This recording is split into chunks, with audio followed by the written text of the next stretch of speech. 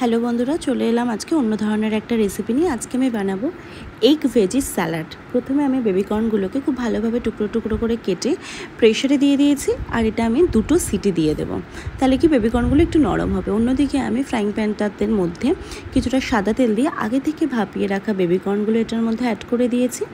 হালকা বেবিকর্নগুলো ভাজা ভাজা হয়ে গেলে এটার মধ্যে আমি কাঁচা বাঁধাকপি অ্যাড করেছি। বাঁধাকপি কিন্তু আমি আগে থেকে ভাপিয়ে নিইনি। সামান্য কিছুটা লবণ দিয়ে আমি ঢাকা চাপা দিয়ে দিয়েছি, যাতে বাঁধাকপিটা খুব ভালোভাবে সেদ্ধ হয়ে যায়।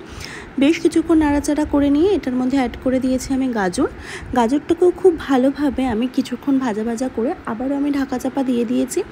দিয়ে গাজরটাও মোটামুটি যখন সেদ্ধ হয়ে গেছে, তখন আমি আরও কিছুক্ষণ নাড়িয়ে নিয়ে এটার মধ্যে একে একে অ্যাড করব পেঁয়াজ কুচিগুলো অ্যাড করে নিয়ে বেশ কিছুক্ষণ নাড়াচাড়া করে নিয়ে এর মধ্যে আমি দিয়ে দেবো ছোট ছোট করে কেটে রাখা টমেটো ও কিছুটা মাশরুমগুলো দিয়ে বেশ কিছুক্ষণ ভালোভাবে নাড়াচাড়া করে নিয়েছি। অন্যদিকে আমি ডিমগুলোকে ভালোভাবে স্লাইস করে কেটে নেব।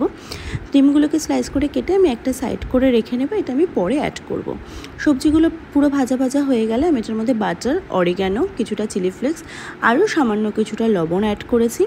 দিয়ে আমি অন্যদিকে কিছুটা টক দই ফেটিয়ে রেখে দিয়েছি। ওই ভাজাটার মধ্যে আমি কিছুটা টমেটো সস ও কিছুটা ডিমের যে অংশটাকে আমি কেটে রেখেছিলাম সেই ডিমগুলোকে আমি অ্যাড করে দিয়েছি। একটা বাটির মধ্যে আমি মেশানোর জন্য স্যালাডটাকে তুলে নিচ্ছি। আমার যে পুরো ভাজা সবজিটাকে আছে সেটাকে আমি তুলে নিয়েছি। ওই আগে থেকে ফেটিয়ে রাখা টক দইটা আমি এটার মধ্যে অ্যাড করে নিয়েছি।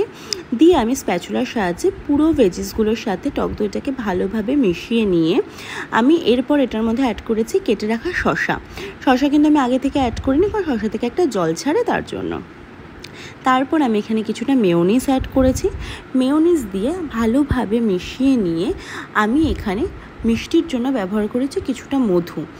আমি কিন্তু এখানে চিনির ব্যবহার করিনি। তারপর একটা বাটিতে নামিয়ে নিলেই রেডি হয়ে যাবে আমাদের এগ ভেজি স্যালাড। ভীষণ হেলদি অ্যান্ড টেস্টি একটা রেসিপি।